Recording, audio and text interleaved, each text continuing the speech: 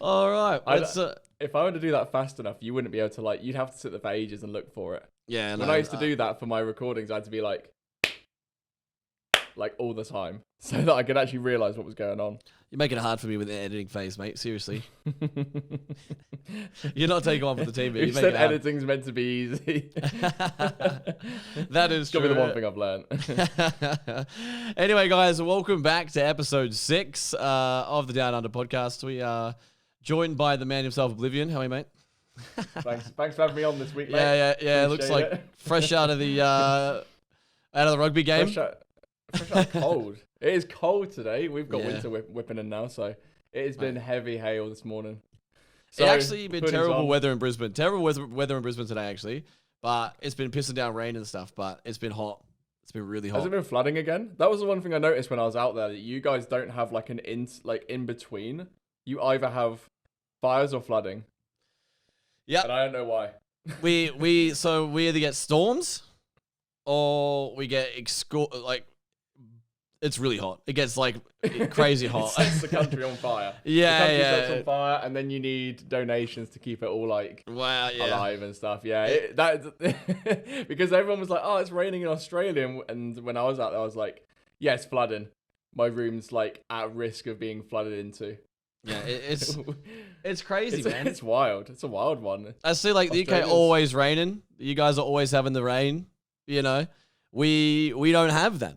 We have that, but it doesn't come in little bits. It builds up over a month, and then it just hits us in one. We just had a massive storm for 2 days, and it blows over massive trees. It's heavy winds, heavy rain, shit floods really quickly, and then it just disappears. You won't see it again for a month.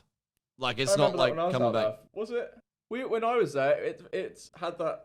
It absolutely came down one night. And I remember the thunderclap that woke me up, and also did some electrical grid because all the lights were out, and it freaked me out because it was one massive clap, and I was like, "Am I dead? This is really odd." It was mental. Yeah. And then we went out that night to go get Macca's. We literally went to get Macca's, and there was wood everywhere. There was branches everywhere. There was cane toes hanging about. It was a mess. It was like Jumanji. So we were trying to find an excuse to leave the house to go and explore. So essentially, we wanted to actually see. We wanted to see the aftermath of the storm, and I wanted to kind of show you the damage that it does. And of course, there's a local Macca's down the road, so that was our excuse to we'll go get some Macca's and we'll check it out. The way that we originally got to go was actually blocked off. We couldn't actually go through there. It was flooded. Yeah, we actually couldn't go through there. Yeah, and it was actually flooded. You had to turn around and come back and go a different route. And then we went down this other way, and there was a back street, and we're going to the back street. There's a massive log in the middle of the road, and we had to get out. And this, this isn't a normal, kind of just casual kind of log. This thing was what was it? It was like one of them 2x4s, but it was thick. I remember getting out to lift it, and it was, it was probably around 20 kilograms. This thing was weighing. It wasn't something small. It was it's been carried a while. But yeah, it flooded everywhere, man. It was good to see. I loved it. I think it's great. That was one of my favorite things. Is the weather in Australia was mental. I love crazy storms, man. I love watching them roll over. For us in Australia, we don't have hunter? Oh, bro, I'd be the storm hunter to the point where I'd get close, but not too close. I've seen them guys who are in the middle of it, getting picked up, and they're the car's starting to when they're trying to drive and hurricanes and shit. Hurricane, I'm out. Storms I can deal with. Hurricanes, if I see a fucking tornado coming my way, I'm out, dude. There's no fucking way I'm staying there. I'd love to be in a tornado. You know, if you could go into a situation like a shark cage, you're in a shark cage, you're pretty safe. But I'd like that for a tornado, where you can go into a tornado and you don't get buggered up, but you can still experience it. So I reckon that's mental. I wonder if there is. Yeah, I wonder if there is huge. If someone has a bolted down bulletproof glass, you could see out.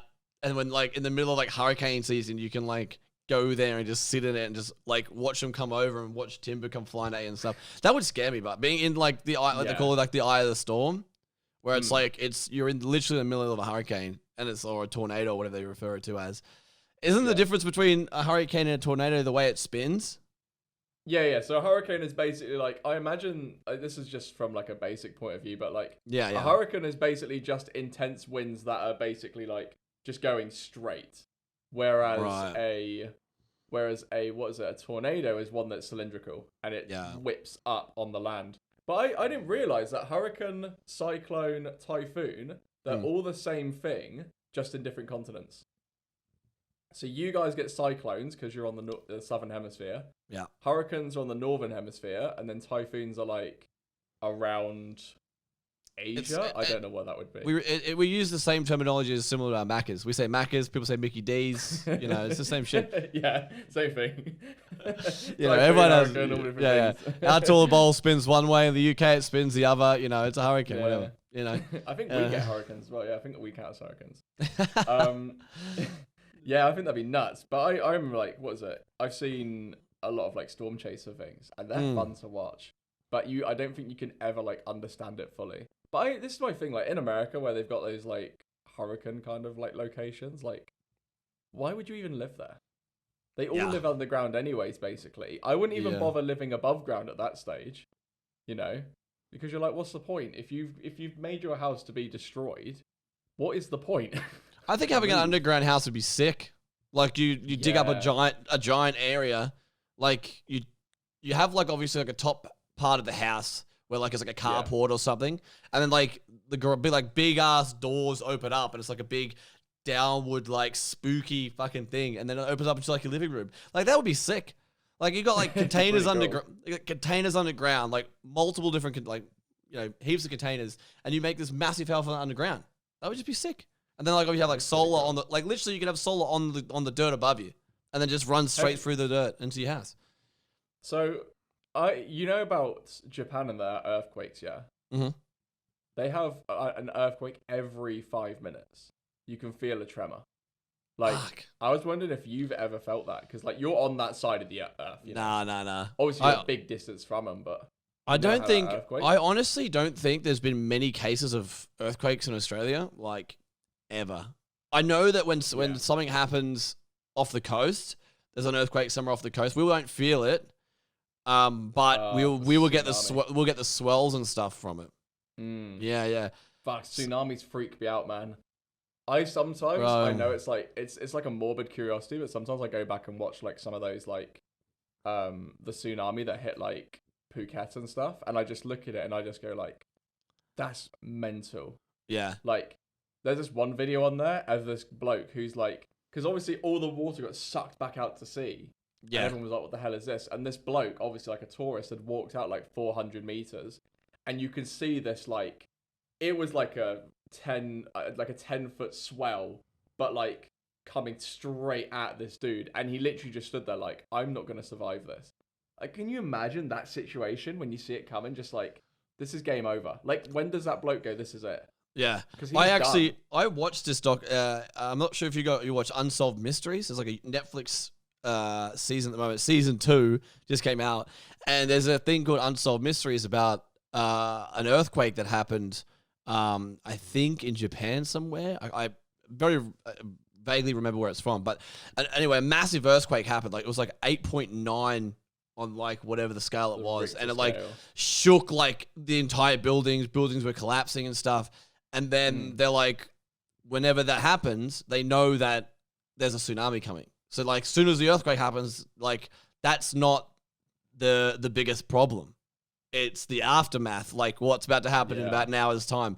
So they in this documentary, you see them like massive earthquake. Everyone starts leaving, and they were saying like we knew that a tsunami was coming, but we just didn't know how big it was. And you see this wave roll in off the coast, man. And honestly, I've never seen anything like this in my entire life, or seen bird eye view of this. But it's like a dead straight line of wave coming from like kilometers away. Just like Interstellar. It's just, you see that part in Interstellar? Yeah. That's literally at the big wall. And it just comes up over the beach, just destroys everything. And it was just like, wow, that's crazy. It's at the moment to think that can just happen. We were talking earlier about swells happening near you at the moment. You got, or in Ireland or something, wasn't it? 50-foot swells at the moment? 60-foot waves coming in. Like, people who know me know that I like surfing and stuff, and I watch the swells and whatnot. And now it's coming into surf season, but looks like surf season has had enough and just kind of gone all out with this one. So we've got this massive swell coming in. I'm going to say it's from the Atlantic Ocean. I don't know what it is, but you know, it's over there. It's near Ireland. And normally, like on the radar, it shows like, you know, you have like the heat radars where it's like green, blue, red, black to like how intense something is. This is just straight black. So when it's like black, it means like 40-foot plus. And here in Bournemouth, we're supposedly getting 10-foot waves, which is massive. And I don't think that's going to happen. It'll be more like 7 or 4. But Ireland have like predictions of 60-foot plus. And that's like, that's so like rate it at 60-foot plus, it's gonna be at least like 40, 50, you know? Like how is that gonna look? I've never seen that. At what point? You didn't see that, like. At what point does it become a tsunami? You know, like at what Yeah, point does it get classified as a tsunami? Like, actually, I wonder what does classify as tsunami. 60-foot waves like, is fucking, bro. That's massive. That's like what, 4 or 5 stories up?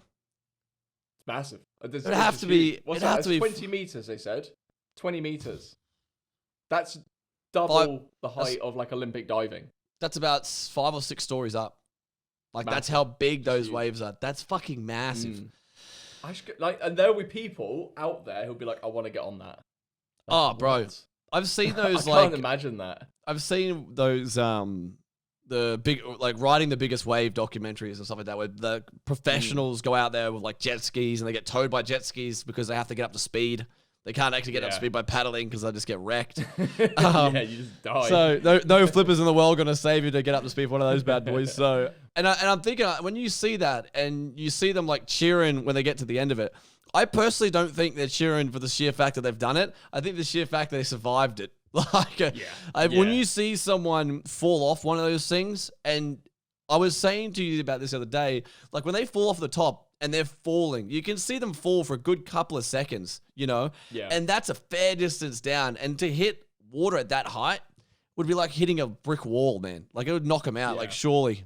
Honestly, there's a load of issues with it all. So like I looked into big wave riding purely because like I wanted to improve my small wave riding because I'm not the best surfer. I'm not the best person out of my lungs, my air. And I remember like watching these people like going on waves and shit and being like, right, how do you like survive underwater? Because I had some scary moments. Like one of my scariest moments when I was like learning to surf was I went backwards over a wave and it was only about a 5 foot, 6 foot wave. But like my legs got tangled in the actual leash, so I couldn't swim upwards. And I was getting like spun around at the same time. So I was like panicking, you know, and that's horrid. I'm just like, bro, I don't want a piece of that. So I looked online, but what they do is they train at like insane depths. There's this woman who like goes down probably about 10 foot underwater, grabs like a heavy rock and does like lengths underwater holding her breath with this rock because they try and train themselves. But I remember watching, there was a film, I think it's called Mavericks. I think it's something like that. And there was a bloke in there who said like, 30 seconds out of water, holding your breath, is as good as 5 seconds underwater, let alone being punished by a wave. Because if you come off a big wave, you hit it, you get winded, potentially, which is your worst thing. Yeah. And then you got to hold your breath for what could be like, what they call a hold down, which could be like anywhere up to maybe 30 seconds because you're under this massive wave just being pounded into the kelp. And at that like stage, your eardrums can burst and stuff, and it's just rough. Like I'm thinking because I've been caught into that like swell in the middle of the like the bottom of the wave that causes it to come over, like on like 5 to 10 foot waves. If you're thinking about 100-foot wave, how big is that fucking swell? Like it must be huge. So you're getting caught up with that. You're not. Are they massive or are they still? It depends. So there's a place called Tehupo, which is which doesn't have massive swells. I'll get it up on my side here just so I can see what it's saying. But if you look at Tehupo, it's one of the most like weirdest places to go surf because the swell is like 6 foot and then the wave is like 15. It's super odd. It's like small swell, but the power just like blows up. And Tehupo's got this disgusting thick look. But it's mad. It's weird. Like the swell could be like small, and then the wave is massive. Yeah. So Tehupo here at the moment is currently 5 foot swell, is 9 foot wave. Almost 2.5 double. foot swell, 6 foot wave. Yeah, like it rocks up. Yeah. You know, whereas if you got somewhere like Ireland, they'll get like a 60-foot swell and a 40-foot wave. Still massive. Yeah. But you know, it doesn't completely rely on the actual reef to like push that power up and create the wave. Yeah. One of the biggest things that I had when I was when I went bodyboarding one time. Did I ever tell you the time I got stuck in one of those swells? Did I ever tell you the time? No, like a rip. Was it like a rip? Yeah, so like I was out bodyboarding. When I was a teenager, I was out bodyboarding. This is when you came up when we went bodyboarding together. One of the previous podcasts we spoke about that. But when I was a teenager, I used to bodyboard a lot. And one of the things, I was out on a family holiday one time, and I got stuck in, I got tumbled over, got stuck inside one of those things, and it started spinning me down the beach. I got all the way to shore, and eventually I could stand up. The best thing to do is not panic. You just got to wait it out. Until you can physically either get your foot into the sand and push yourself out of it, or just wait until you can try and like, you know, wiggle your way out of it and try not to, you know, exert too much force or drain so much air. Anyway, so I finally got out of this rift. I'm like, fuck, finally. I was like gasping for air. I was like far out, walking back to the beach. And I was like, went to pull up, like when you're in the rift, obviously getting spun around. So my pants started coming down a little bit. You know, and you're liking it that much, were you? and anyway, so I get out of the beach. I went to pull my pants up a little bit, and I noticed something like a little bit weird, like in the way it was like a jelly. It was a jellyfish was stuck in my pants, and this is no word of a lie. This is no word of a fucking lie. So it was in the front. So I didn't notice because I was like gasping for air, like just trying to get out of this rift. And I finally made it back to shore, and there's a lifeguard on the beach, so he's seen me like obviously axe it and get caught up, so he's kind of like just seeing if I'm all right. So he's sitting at the beach. I'm like, yeah, I'm good. And then he looks at me and he points at me and goes like, "There's a jellyfish there." And I look down, and there's this tentacles like all the way up my chest. Oh, it's so grim, yeah. Yeah, all the way up my chest, and the head of the jellyfish was like in my pants. Like, and Bro, I'm like, you look like you're about to get done for bestiality, mate. To be fair, this is the most elaborate story for trying out a jellyfish. I just got caught out the ocean. Caught in jellyfish on my knob. Caught in the act. I had to fucking play something out. Anyway, so I ripped this jellyfish off, and obviously not bodyboard in sight. The tentacles, like, you know, it starts to stick to you, and as you're peeling it off, that's when you really start to feel the pain of it being ripped off, because it's like fully stuck to you, and they like start to rip off, and it causes like that red rash and stuff.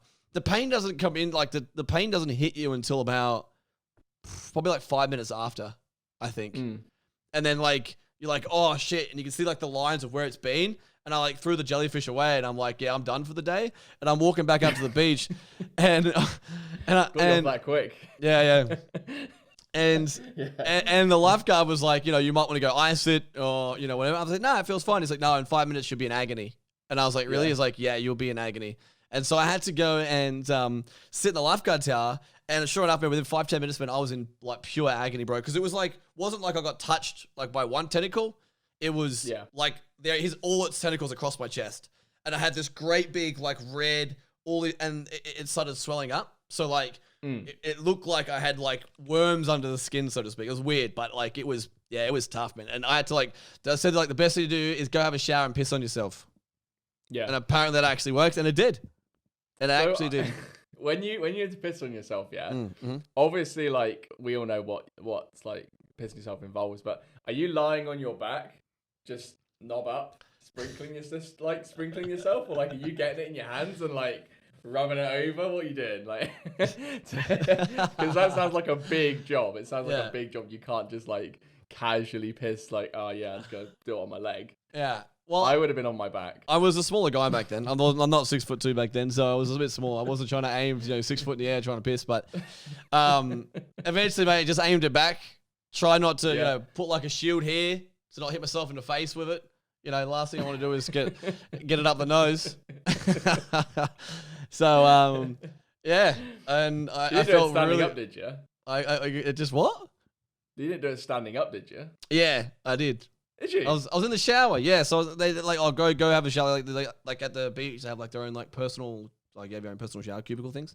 So I got in there, mate. holding your Ronnie at an angle Yeah. at your fucking self, having a piss. Yeah. Didn't work. That's the It's- thing. Apparently it doesn't work, though. It didn't work. Did the old Todd Carney, if anyone knows what that is. Todd I don't know what Dog Todd- Carney is. So Todd Carney's a football player, right? Yeah. There was a photo taken of him in a pub one time where it looks like he's pissing in his mouth. So he's got, look, I'm not going to go into it, but he was at the cubicle in the pub, and must have been totally intoxicated. One of his mates taking a photo of him just being an absolute dickhead, and it went viral. And he was an NRL football star, and he got in so much trouble for it too. So yeah, it was practically doing one of those. I hate that they get in trouble for that shit. The blokes are having a good time. One of my favourites is when Flintoff, you know Freddie Flintoff, yeah? Yeah. So like the cricket bloke.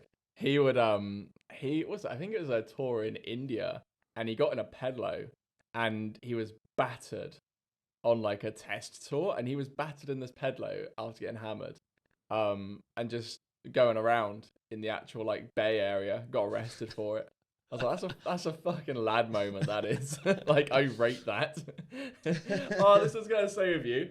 Yeah. Okay, so kind of sticks with like the octopus idea. So I remember this Australian story, and it's one of my favourite things I've ever like heard about Australia. So have you heard about that bloke who went to that seafood restaurant?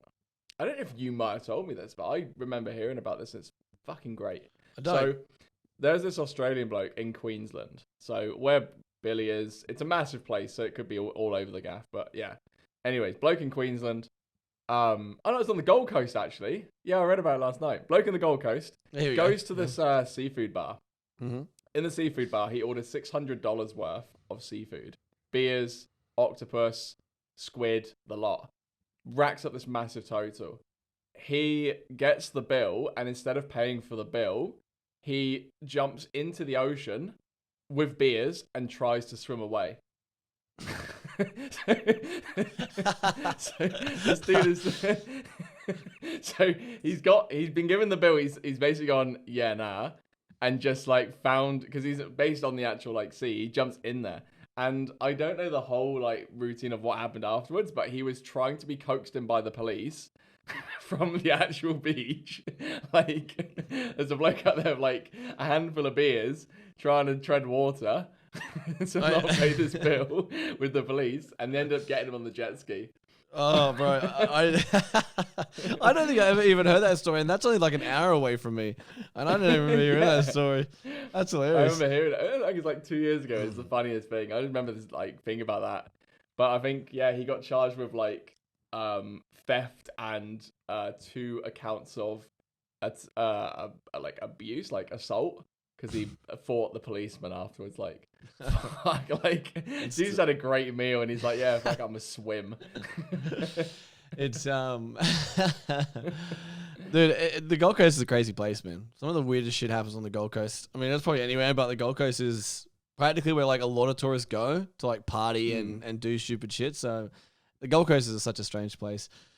But thinking of things we should have done, or things people should have done, we got banned on a server on Rust this week. On a server we love. We got sand on our favourite server as well. It wasn't the Oblivion server, but it's another one. We won't say them because they didn't like it too well. Yeah, they really didn't like it too well. So let's break this down. So what happened was it was quite late at night for G, but this is a trap based idea I thought of a while ago and never did it, purely because I was kind of like, is it a dick move, or is it going to be good and stuff? Is it worth it? Long story short, fireplaces and Rust cause server lag. We were hoping to create a base that would cause localized server lag for a short period of time whilst we took shots at people. So the idea was we'd create this base that causes lag. Person goes on the base, we lag them for about 2 seconds, take the shot, turn on these sprinklers which turn off the fireplaces, and then we can go and loot them. Yeah. So we're hoping that this would be localized. It wouldn't affect all over the place. Little did we know that 800 fireplaces into this design and 7 hours into creating it, we lagged. We managed to make it so that anyone within a 500 meter radius was affected. like, I don't even know what the significant kind of nature of it was, but we tried it in the base with one layer. We had 6, and that one layer lagged us from like 80 FPS to 20. Yeah. But yeah, G and I set it up, spent ages setting it up, built a little base up on the hill, and thought this would be a great idea to try. And 10 minutes after G logs off to go to bed, we're banned from this server for causing lag. Yeah. But it was it was 7 hours of progress. So we kind of thought like it would only do localized, like it would only be like if you're standing next to it that you receive lag from it. Like that's what like, we kind kind of of people near would it get affected, but we didn't think it would be like over a 40-meter spread. Yeah. You know, because I was thinking, you know what, we turn on these fires because they're instant. We use the igniter and sprinklers, so like we can turn them off instantly. Yeah. You know, so we turn the fires on. It just goes bang. That's when the lag hits. Take the shot from a little location nearby. Turn them off. Yeah. But whenever we turned that on, everyone in the area just went, "What is happening?" And I was heavily informed. Within minutes, we were in a lot of trouble once we activated that bad boy. Yeah, we were. They were. We opened the gates to Mordor. It was fucked. Yeah, I think like anyone's PC would have ramped up a lot of heat at that point. Fuck, you know. I'm kind of happy it didn't work though. Yeah, I don't even think our PCs could have even fucking recorded it, to be honest. Like it was that bad. Like we tested it. We tested it once to see how it would go, and it ended up almost crashing the server, and then we got banned. So it was kind of like. It was we're never doing that again. Because I remember the admins messaged me saying like we permanently ban people for this, so don't go and do this, because you will get permanently banned. Yeah. Okay, so I basically just apologized immensely to them because I didn't realize how much it would have affected. I thought, you know what, it'll be funny to get people close by. I don't know whether I don't think I'm gonna attempt like this thing again, even on like a smaller scale, because. The idea was to really lag someone to get them, you know, and get rid of them quick. But yeah, it's definitely not advised because I got a lot of shit through it. You know, I respect the admins a lot. I really like the admins. Yeah, we do love the servers. But we obviously make a lot of content on those servers, and we obviously didn't mean to cause like harm. It was mainly gonna be funny. Like we don't use the gear for anything. For those who are like, you know, using it for your own personal gain. If anyone knows our trap bases, we don't really keep the gear anyway. Like the gear to us it's pointless because at the end of the day, we're trying to make. I read that the other day. Yeah. So I was looking through Reddit because I was going to make a little funny video the other day. Yeah. And I was looking on Reddit, and there was one about YouTubers about how they like to blow up over like certain stuff, like, you know, oh my god, there's so much here, and it's like 2,000 sulfur, you know. And then someone like quoted me on there being like, typical Oblivion. And someone goes, well, you're looking at it differently. Like Oblivion makes trap bases. He doesn't really care that the person coming in has like minimal items. He cares that like you've caught someone. Like the biggest thrill to us is the catch, you know. We don't care about the size. It's like when you go fishing, like, yeah, you care about the size when you're fishing, but ultimately it's the enjoyment, it's the thrill of catching. Yeah. You know? That's the idea. So I love just whether they're naked, whether they're geared or anything. Geared is even better, you know, but sometimes you're like, hey, like catching people is a thrill. It's so fun. I actually get more scared when I catch someone that's geared because most of my stability traps, I end up putting myself in a position where if they're more geared than I expect, I'm most likely going to lose the trap. So I try for them not to be fully geared when sometimes, because if we do kill someone fully geared, it means we're being raided in about 10 minutes time. So that's the worst feeling. Like there's nothing worse than making a trap base and then catching some geared guy off the bat and then you just get raided instantly. It's like, fuck. I spent that worked out for me for one of my videos. Oh, really? Remember when I made that really good idea of the trap base that sells their items in the shop. Oh, and I killed these guys and they were geared and they came back heavy and they were going through door after door after door. And I was like struggling to like keep this thing alive. I'm putting down shotgun traps and stuff. Like I'm using the gear I've got off them. Yeah, that was a hard fight, but yeah, you get worried. That's when you get worried is when you make a trap base and someone comes over, and then they're like, "Oh, I'm gonna raid this." You know, ultimately, I want to just be like, hey, we're just running a trap and it's just for laughs, you know, because I'm never going to use the gear. I don't care if I get guns and stuff. The idea of getting guns is more of like, hey, this was successful and potentially could work for someone who wants to try it. Yeah. You know, I don't think the most intense trap bases we made are ever that effective after their first use on someone, because someone's going to know, you know. But yeah, we get scared. We get real scared.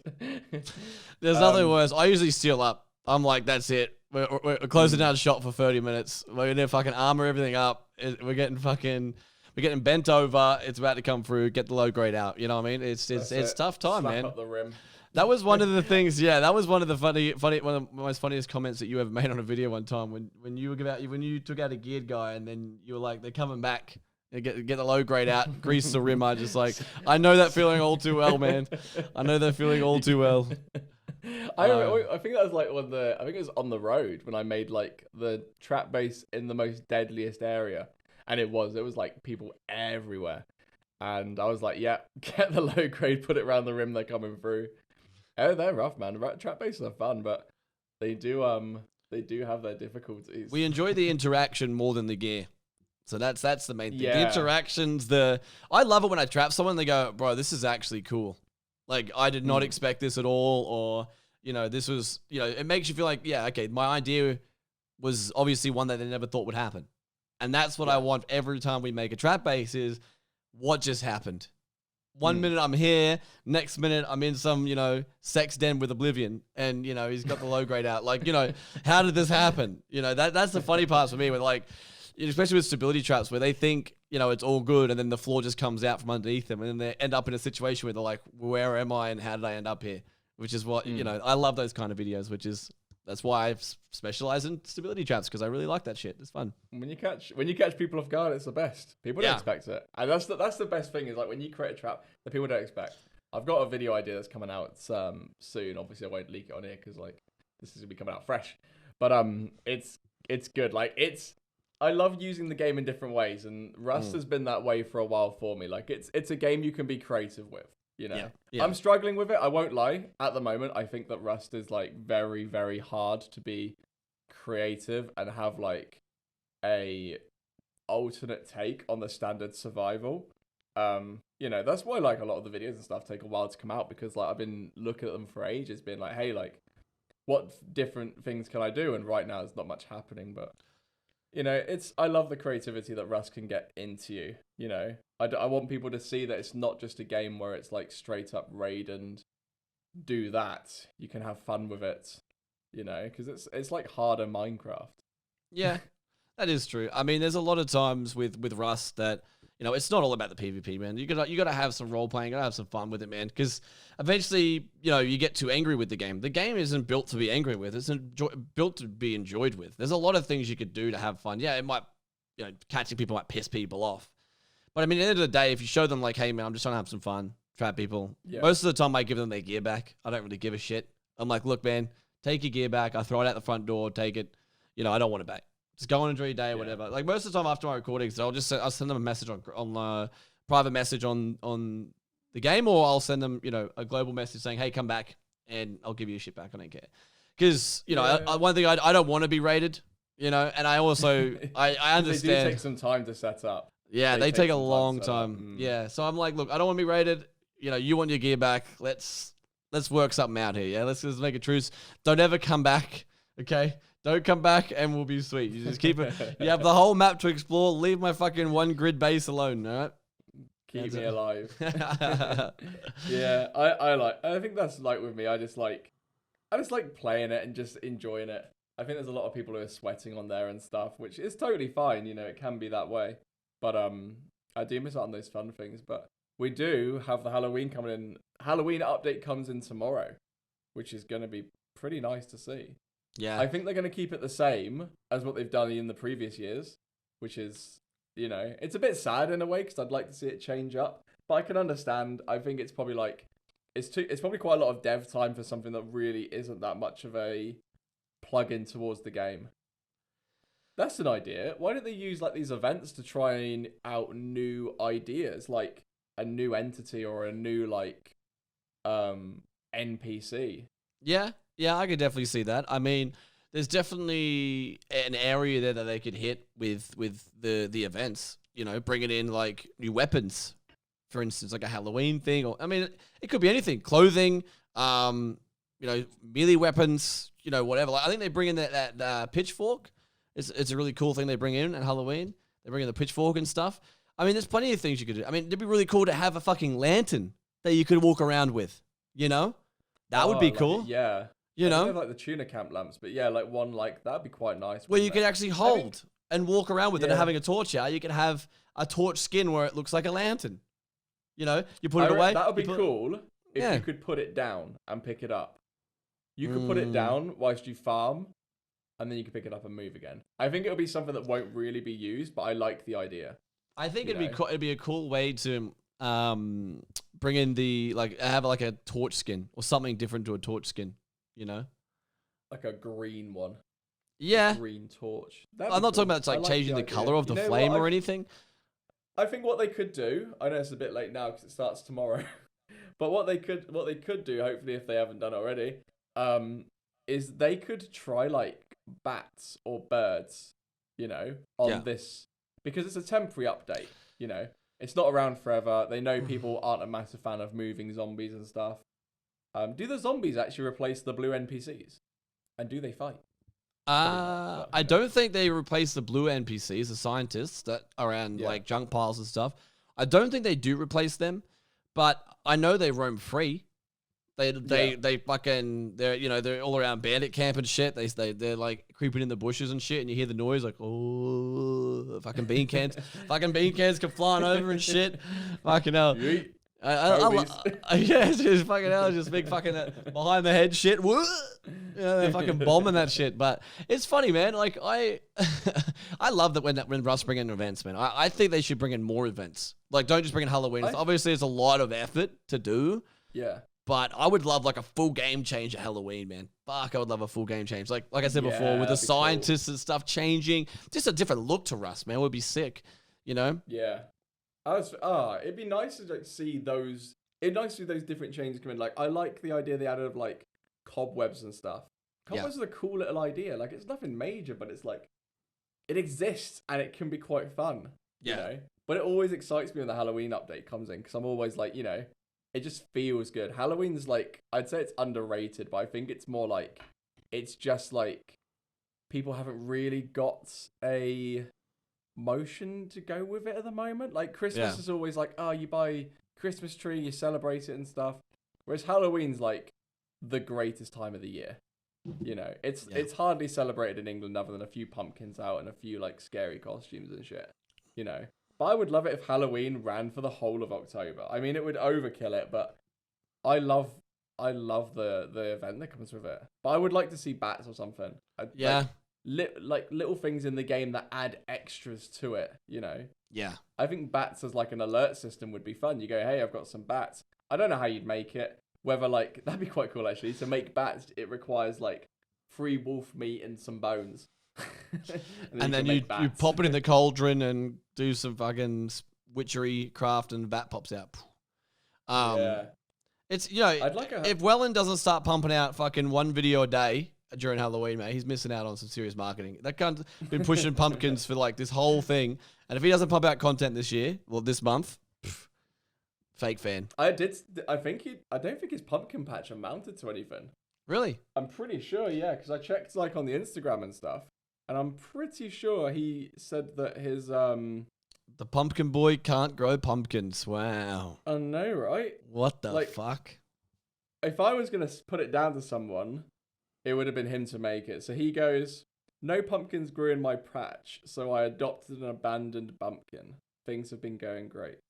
That's nice. That's a nice little ender. He's got a beard going on. Does he? He's got a full caveman. Yeah, he's got a full-on beard going on. My man. Yeah, no, that's good. I think, you know, gardening has to be one of the hardest things to do, man. Has to be one of the hardest things to do. I'd like to learn how to garden and cook my own stuff and like grow my own stuff, but that's just like effort. It's funny because now that I've like, I don't know, I've gotten a bit older now, right? I've gotten a bit older now, and I'm like, you know what? On the weekends, I don't tend to go out much. I mean, I know I'm a gamer and stuff, but For some reason lately, like the last couple of months, every now and again, I'll go out and like hose down, like during the day, hose down my garden. Yeah. And it's like therapeutic as fuck. I shit you not, sitting there hosing your garden and like the grass and shit. And my partner was telling me, like, you're really showing your age. I mean, I'm only 26, but fuck. I'm like, this is actually therapeutic to get out of the fucking house and just hose plants. Why can't you let you have a good time, bro? You're sat there out in the garden, just hosing around. Not even your knob out this time. I tell you what, I tell you exactly the situation unfolded, right? So it was probably 11 o'clock in the morning. She's going out to do something in the morning. Come back. I'm out the backyard with my sports pants on, no shirt, eating an ice cream while hosing my garden down. I was having a fucking great time. And she pulls up to the driveway and then starts filming me. And I'm just like, what? A man just can't change hobbies for once? You got to fucking film me? And she said, yeah, well, because I've never seen you do that before. And I was like, I'm just trying to fucking enjoy myself. COVID's been a shit year. Let me fucking hose my garden. Gonna hose my garden? Treats you like a bloody circus act. Yeah.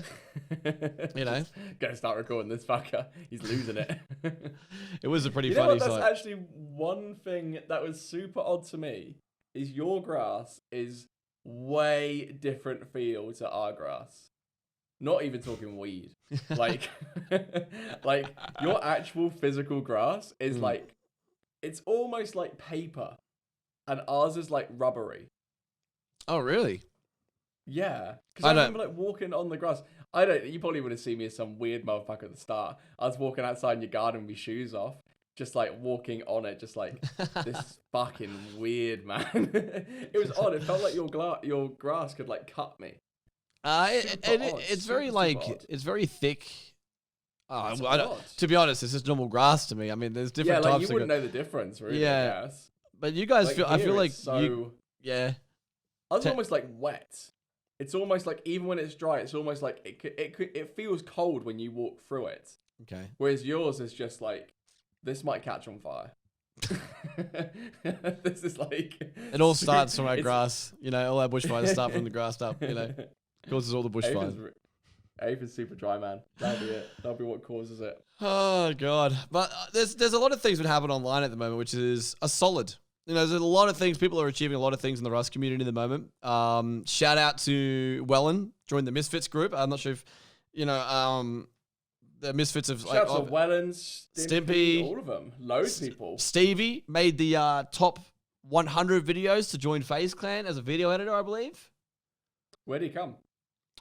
So they're doing like a draw to pretty much give someone a full-time job as a video editor with FaZe Clan. And yeah, I think that's what it kind of is. I haven't looked too much into it, but I've seen Stevie do a couple of things. He promoted his video edit that he done, and you upload an edit and you kind of, explain it or whatever. And he's made the top 100 so far. It's not fully announced yet on who is it, but they've like narrowed it down to a top 100. And I think he was number 58 on the list, or 54, 58. And he's still in there. So shout out to him, man. Fucking awesome stuff to be able to, show his editing skills from Rust and stuff like that and get his name out there. It's fucking awesome. And then obviously Wellen and Stimpy have joined the Misfits group now, which is obviously... What is it? It's a Misfits... I know it's owned... I'm going to say it's owned by Misfits. But is it like... It's got to be... what do they call them? They're just like your channel thingies. Everyone used to have one back in the day. It was like Machinima, Curse, all these other ones. Gaming groups kind of thing. Yeah, I guess it's like a representative company for them. Everyone was kind of getting into them, and then everyone was like, "This is a bad idea." Like, I never joined them because like I was thinking like, what are you gonna do differently to what I do? Are you giving me a subscription to Epidemic Sound? Sick. I'm not giving you 20%. Yeah. Yeah, that $15 subscription to Epidemic Sound to couple of $1,000 and 20% revenue. You know what I mean? That's a bit different. Yeah. So I don't 100% really know what they're about. I think it was more like it made you feel more professional, I think people were like, hey, like I'm actually covered by this group of geezers who I don't know what they do, but they do it for me. I found that really odd because they always had like weird like influences on your work. Like they would tell you, we need this amount of videos done. We need access to all of your stuff. Like, no. Oh, really?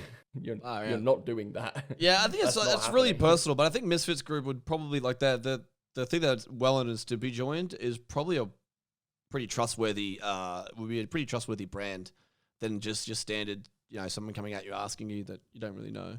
And I feel like if it's owned by like, say if it's owned by Fitz or like Fitz has a good input to it, like they'll know what creators want, Yeah. Like I think Syndicate tried to do it a while ago for creators, but I don't think it ever really took off. I think it was like black.com or something. Blackdot.com? Let me check if that's a thing. Blackdot.com. Pretty sure that was it, or maybe they've changed it up. No, that's a different thing. But yeah, it was along those lines, and I'm pretty sure it was meant to aim at like content creators because every content creator knows like there are people out there making money out of people, Yeah. And as a content creator, you want to share that money with something that's beneficial to you. Yeah. Like we've been contacted by companies before who will give you the worst deals and they're bad. Like for example, they might be getting paid a lot of money to then undercut you. Okay. Yeah. But like drastically. fucking tons. Like 60%, 70% kind of thing. Yeah. Yeah. So like that's when content creators and people in the industry have gone, hey, I'm going to make my own and give people the right deals. Yeah. Which is what I did. And that's what you do. Like that's why I said to like, because we discussed it beforehand, and I won't make it sound like it was my idea because it's not. It's a joint, But it was like, hey, like there are people out there contacting me for these sponsors. Why don't you do that? Like why don't you be that person? Because then you can benefit from it, and at the same time, you're also a trustworthy person we know in the community. Yeah. That was one of my biggest things. Like when I was moving forward with the idea, was like, I didn't start off with like heaps of people. I was like, what, I will start with, obviously I was helping you with some stuff and I was helping Kimon with some stuff. And eventually it like grew with like a handful of friends in the community that I was helping out. And then now to the point where I'm practically manage sponsors for up to 10 to 15 creators, a month. So it's growing. It's great. And I love doing it.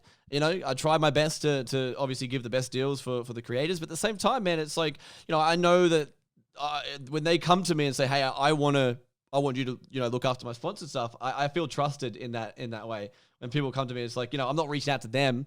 They're reaching out to me. That feels pretty good too, and it knows that I'm doing the right thing in the community, because I know that a lot of people who start out in the YouTube scene or have been fucked over before, or, like I've met a lot of creators that I work with, and they say, they could be earning up to, X amount, and they're saying like, based on their revenue and stuff, they're earning X amount. And for some reason, when I say to them, how much was your last sponsor with these guys? They said, I was earning this much down here. And I'm like, you're up here, you're up here, and you're not getting even like 50% of what you should be getting out of their own cut. You know what I mean? Like it's horrible. And that was when I was like, I need to do something about this. And that's when I launched the company, and it's been really good, man. It's been really good. It's a good idea. I support. I think it's great. This isn't a promotion for like the company, by the way, if anyone's thinking that, but it's purely like, if as a content creator, you have to know your value. Like people don't know their values. Yeah, 100%. And people are scared. People are scared to like go against an offer, because a YouTuber is kind of like, they're like making videos, they're just having fun, they're suddenly in money, and then suddenly a sponsor goes, hey, I'll give you £1,000 for this 60-second interval. And they'll go, oh my God, I've never I've not come across this before. But then like you say to them, hey, you're worth $4,000. And then they're like, then they realize, they're like, oh shit, I'm worth this. You got to be pulling numbers to get $4,000, but you have to be, you can be worth that, because you're getting someone to come into your video trying to sponsor and stuff. And you should always raise their price. If they come in with a figure, that's an opening offer. I've turned down big figures before purely because like, I'm like, offer more, I don't take less, because you've got to put a price on it. Like, your subscribers, the majority of them won't mind. Like educated subscribers won't mind, because let's be honest, everyone knows you can skip videos. But, I think it was Swales that put out a tweet the other day that said like, should I not do a Raid Shadow Legends sponsor, or should I do it for the money? I think it was Swales, or Swales commented on it or something like that. It was someone in the Rust community was like, I'm not sure if I want to do a Raid Shadow Legends ad, and then was like, well, they can just skip it if they want, because at the end of the day, you know, as creators ourselves, for those that don't realize, ad revenue is like actual exclusive ads like that, like you see Raid is a large income to a content creator, you know. Yeah, so it's a lot. You know, to pass that down is a very hard thing to do, you know, and obviously you want to sustain, want to maintain, you know, being able to have it as a full-time job or whatever. So yeah, these exclusive sponsors are a big deal. And I think I'm hoping that people who listen to this podcast or whatever, when you see an ad or whatever, you know, you don't have to watch it, but don't criticize a creator for having one. Because at the end of the day, it's like saying, you know, my boss only pays me $10, right? But if I, you know, put this shirt on at work, he's going to pay me $20, you know? Yeah. And I may look like an idiot, but it's part of my job, you know? And it's the only way I'm going to make extra money. And unfortunately, you know, in the YouTube scene, that extra money comes from exclusive, you know, ad revenue, sponsors and stuff. You know, some games are great. They pay a lot for it. Yeah, some games are great. The only things I recommend is you can take sponsors for apps and stuff, but do research into them. You know, like I know people have big kind of things upon Raid and stuff, being like, oh, it's promoting gambling and stuff, and I've got so many counter arguments for it. And I also, you know, I can look at both sides because I'm an educated person who can break down stuff and isn't just like zoned in on one thing. Yeah. But like, as long as you educate yourself onto who your sponsor is, then you look into it, you know. But no sponsor is 100%. As a 100% record, you know. Think of any like business out there. Everyone's got a negative for something, so don't look too much into that. But you know, you've got to. The sponsors do help out a lot, especially with like, you know, even with the demonetization thing. I don't get demonetized, so I still take sponsors purely because at that moment in time, you're worth a lot. You know, you're worth a lot. Your content is worth, and you should pride yourself on it. But that's with everything. Like, if you're doing well in something, give yourself that pricing. Like when I was starting my business, people were like, "Hey, like you're a new company. To get all your clients, why don't you set your like price like half price of everyone else?" I'm like, great idea. But then like you look into it and people go, no, because then you've got to raise your price at some point. Yeah. You know. So I used to do the thing where I'd go, "Hey, I'm a new starter company. My normal prices are 50 quid. This new startup rate is 40 quid for the hour as a physio." You know, I'd come to your house and stuff and help you out. And then I would never change that because I always wanted 40 as my price. But 50 was the starter, to then cut it down to make people think, hey, this person's new. I want to get their stuff for like half a cheaper price. But it was never that price in the first place. And it never would be, you know? Yeah. It's just smart marketing. Yeah. Just so we get it correct. The part of Swales, he was commenting on Vertigo's tweet where he said, Raid Shadow Legends sponsorship. Take the money or don't do it. Yeah. And Swales goes, take the money. If people don't like it, they just skip the ad, which is obviously educated enough. That's fine. That's what we're talking about. You know, whenever you take an advert, it's always the same. Yeah. You know, we know how it is.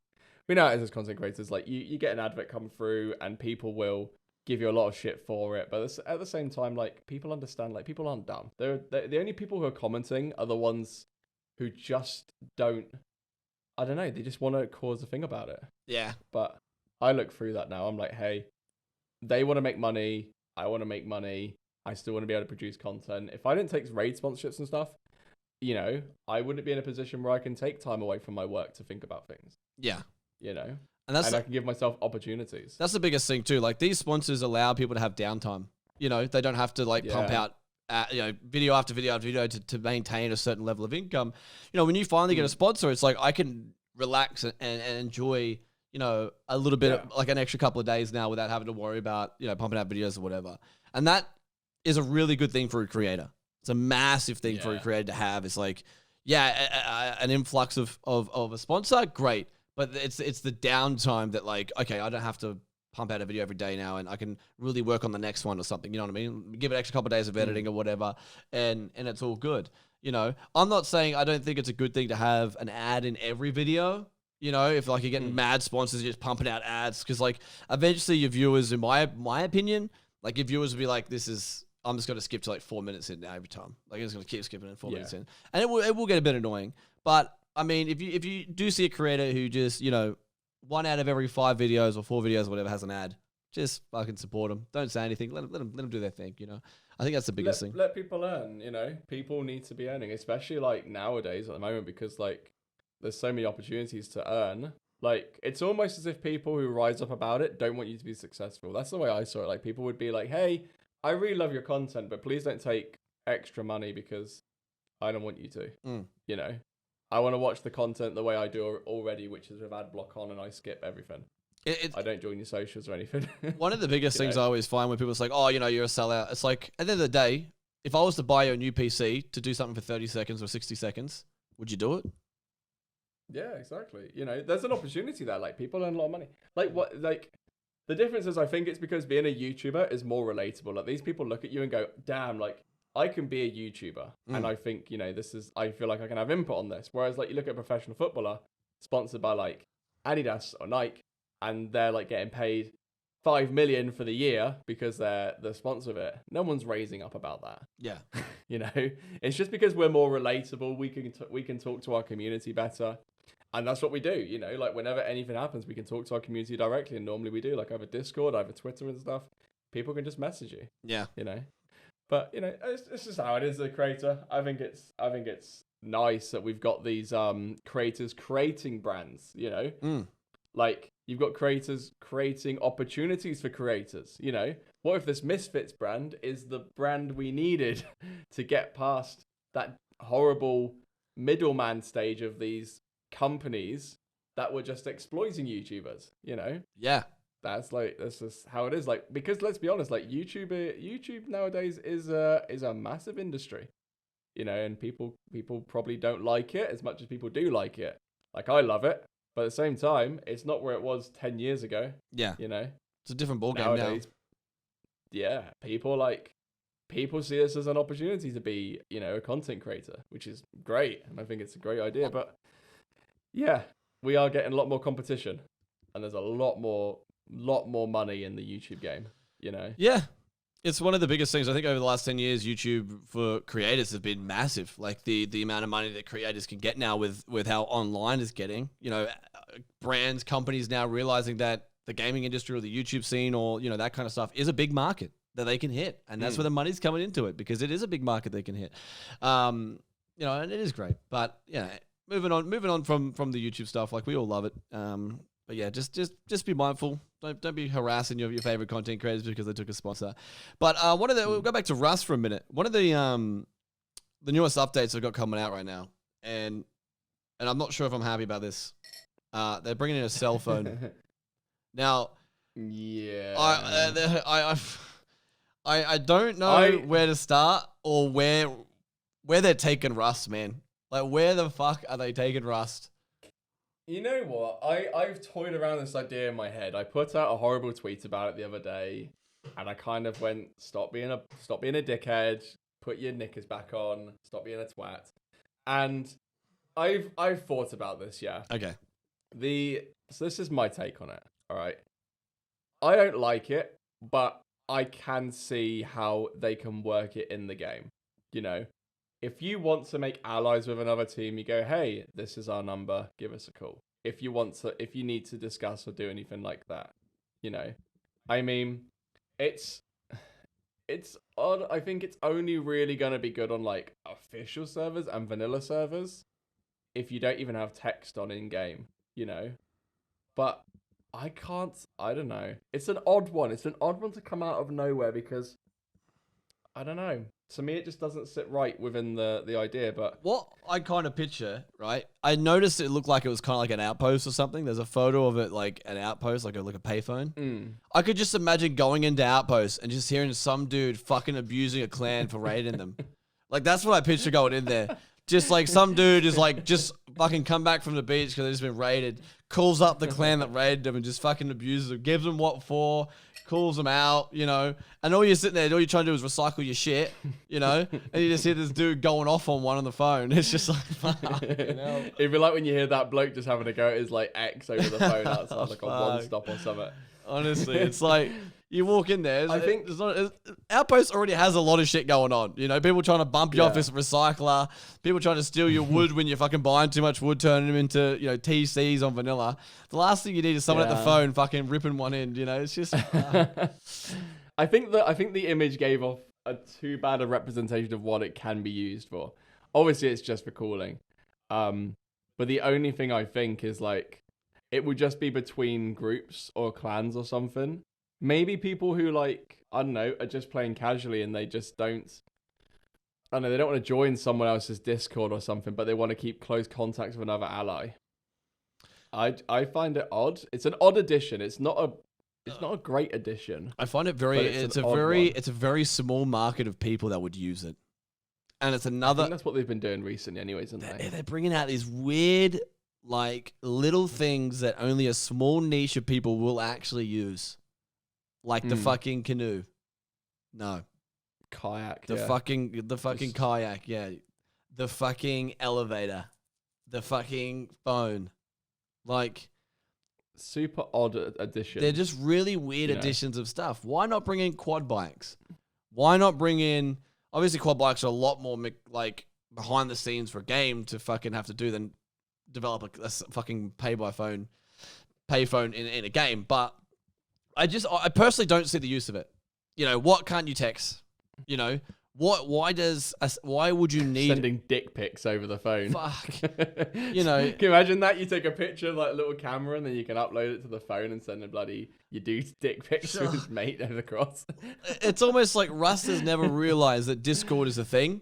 It's like they've just realized that Discord's not a thing. Like it's you know, or they're realizing that technology is now coming into Rust, and like Rust itself is like us 300 years ago, and Rust is slowly developing 300 years behind. Like I just don't understand where they're going with it. I really don't. And it's an odd concept. Like I think the way I look at it now is I try and big things up now and I try and big them up before I can pull them down because I think that's a healthier way to look at it. Because sometimes I see the thing come in, I go, oh, that's crap.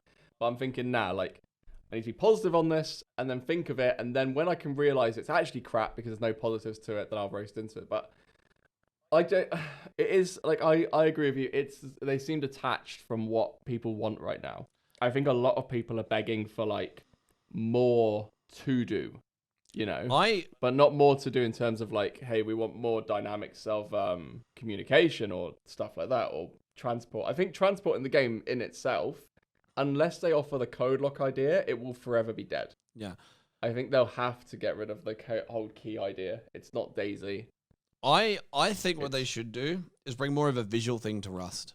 I think they should bring in skins for walls. And that's something having just the wood, having just the stone, having just the metal. Every time you go into a map, visually it's the same. You know, maybe having a different, like, it'd be the same durability, same everything, but just give like 3 different options for metal, 3 different options for stone, different patterns, something different. So it's not like, I like that. So it's not so fucking cliche, you know, stone based. I like the patterns idea where it isn't like, it's not one you can decide what comes out, but it's like one that's randomly generated out of 3. It's like every wipe, you know, it changes, you know, or it's just a different pattern for everyone. Obviously, if you have 2 people building a base and you have 2 different patterns, it would be an issue because if you try and build something, the patterns won't match up or anything. It'll just look retarded. But I think like it'll just be cool to have something more of a visual thing on bases. So when you're running past bases, they're not the same, you know. Or well, I posted it to Twitter ages ago, and I think it's been in discussion as well. But I put down the idea like, hey, if a base has been there for longer than so many hours, why doesn't it grow mold? You know, yes, or get dirty. Yeah. You know, because I think that'd be a cool idea. I think that'd be a really cool idea. And then people are like, oh no, because then you can be like, you know, it could be like a raid base, something you're trying to build, and it's like, yeah, but like it was never there like 4 hours ago.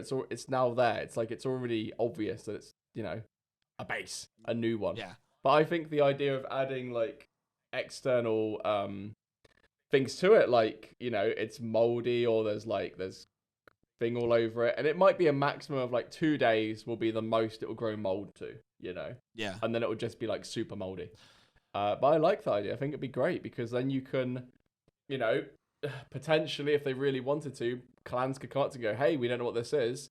They could essentially, I don't know, there might be an option to scrub the thing off it so they can see what it is underneath, and then like they go, okay, this is metal, we'll blow through this, you know. But I think there's a cooler dynamic that is. I think they're bringing out weather at the moment, so I know that weather's being worked on at the moment, like foggy and super foggy and fucking crazy foggy and non-foggy and foggy, all that kind of shit. Anyone watching? Non-foggy. Yeah, it's just there's a lot of shit going on at the moment with it. So I think they need to bring more of a visual look to Rust. You know, dice it up a bit. Then bringing in small, little cliche for a small market of people items. You know, I just don't think like an elevator is really worth anyone's time. You know, you're not building big enough bases. You're not really building, like most people aren't really building big enough bases to warrant an elevator. You know, not many people are gonna use the kayak. Because then they're not going up and down rivers. They're either going across the fucking ocean to oil rig, or, you know, they're not going to use a fucking kayak to get there, you know? There's nothing worse than seeing something in the distance and knowing that you're not going to make it there for 30 minutes because you fucking sit there paddling your ass off. Like, I'd rather... bodyboarding technique. Like, if I'm 10 meters out in the water, I know I have to swim back. I'm fucking dreading it. And it may only be 10 meters, but I know it's going to take me about 10 minutes to get there. It's just shit. If you could add something right now that would elevate the game in terms of gameplay for you, what would it be? It could be anything. It could be the moss thing you'd like to add to the game. It could be, you know, a new NPC or something. If you could add something right now that you think the community would benefit from, it has to be like 20%. That'd be a significant number for me. 20% what? 20% of people would use it. Okay, like, yeah. Say like you go, hey, I want like code locks on helis and stuff. Quad bikes. Fucking motorbikes. I think you already got cars, right? Yeah. You've already got cars. You've already got fucking helicopters, all that shit. You know how mechanically these things work. You've got built in there for your small versions of cars, whatever. A smaller version of a quad bike, I think, would be awesome. They need to reduce the heavy armor durability. That is just fucking broken at the moment. And I don't understand why being on horseback... Because it's broken. Because being on horseback, you can run up to a horse being naked, full speed, right? Run up to a horse full speed. Get on a horse, drop full heavy armor on, jump off, take it all off. Like at no point is there any speed lost. I just think something has to change there. You know. I think they will look into that. I think people have spoken about that, and I think they will develop that. Yeah. But, you know, if they don't end up doing it, then that'd be a bad move. But I think they'll go, hey, you know, within the next 2 months, we'll see that be nerfed. You know, yeah. I haven't come across the heavy horseman yet, but I've seen it and it doesn't look nice. You know, no. But I think that's something they'll address. Yeah, I think they will. But I think a mode of transport. I mean, horses are good, you know, and I think the cars are okay. The helicopters are good.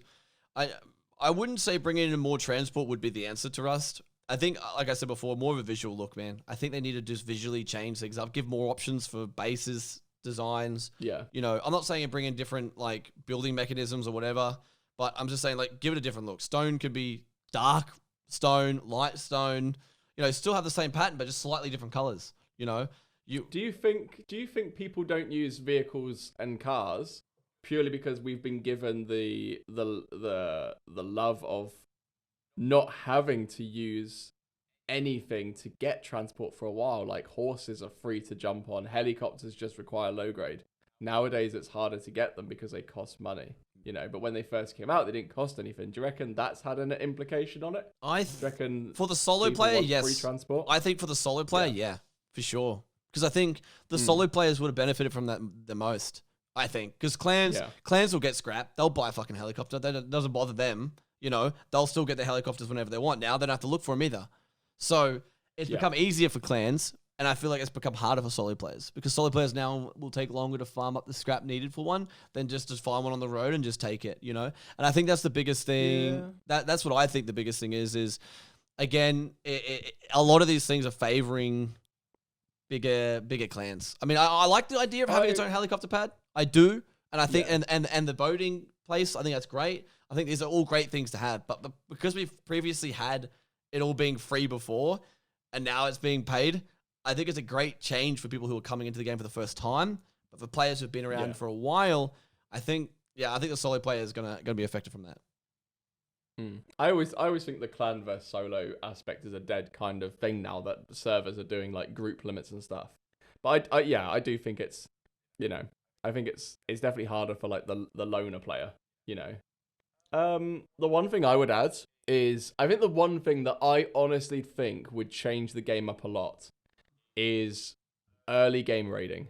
I know I've said it a lot, but I think that there needs to be a thing. If I could change anything, I'd make it so fire arrows unless they make it so that fire arrows do more damage to wooden doors, they need to make it so that fire stays and burns. But it should also not require a level 1 workbench to do. Yeah. Actually, maybe it does, maybe it doesn't. But I think maybe it doesn't, to be honest. I think you should be able to give yourself the opportunity to make fire arrows to go through wooden bases, Yeah. I think wooden bases are still too safe. I think a mixing table... Yeah. I think a mixing table wouldn't be bad to make flame arrows because technically you got to like cloth and flame arrows. Like that would be cool actually. But I think adding like flame arrows to the mixing table would be cool, and it's the only way to craft them because the mixing table doesn't require obviously scrap or anything. I think it's just metal and stuff like that. So I think adding more stuff to the mixing table so people actually can't make anything off scrap. They have to build the mixing table. I think that'll give more use to the mixing table. But I think 100% agree with the early game rating. I think that'll be like awesome. Like you don't have to go and farm scrap. You just quickly get enough wood and a little bit of metal frags, put down a thing, make some arrows, raid your neighbor, And it should be a default blueprint, the fire things. Yeah. Default blueprint, make it level 1. I'd say level 1 just purely because like otherwise it could be a little bit too easy, But level 1. I want it to be that easy though. I like the idea. I love bow raiding. I brought bow raiding back on the first time I released the servers, and I thought it was one of the best additions ever, and people loved it, but some people just couldn't enjoy it. Maybe I'd be tempted with my servers to say to Ryan and say, hey, like, do you want to try bow raiding for the last few weeks and stuff to see how it goes? But I think bow raiding, because it hasn't been in the game for such a long time, people are so confused by it. But it was such a fun way to be in the game, because I'd make a base and then suddenly arrows come through and I'm there like open the door, shoot out, close the door. Like there was a thrill factor there. There was an early game survival factor. Get your metal door on. That was always the thing. Like get the metal door, because if you've got a wooden one, they're gonna come through, and that was the fun. I loved that. That fear was there. So I think they need an early game. They need an early game meta for wooden doors. Yeah. Even if they make it so that wooden like metal hatchets and the stuff can knock down doors. Just something. I think either that or they make Eyokas more powerful on doors. Like, I think because Eyokas, how many is like 40 Eyoka bullets to take out a fucking wood door? Like, like something, either spears do more damage on doors, bows, flame arrows do more. I think flame arrows is definitely probably up there with the thing that do most, if not the most damage. Flame arrows take about 200 plus low grade for one wooden door, which is disgusting. It's just stupid, yeah. That's a lot. That is a lot of fire arrows to get through a wooden door. I think you're right. Yeah.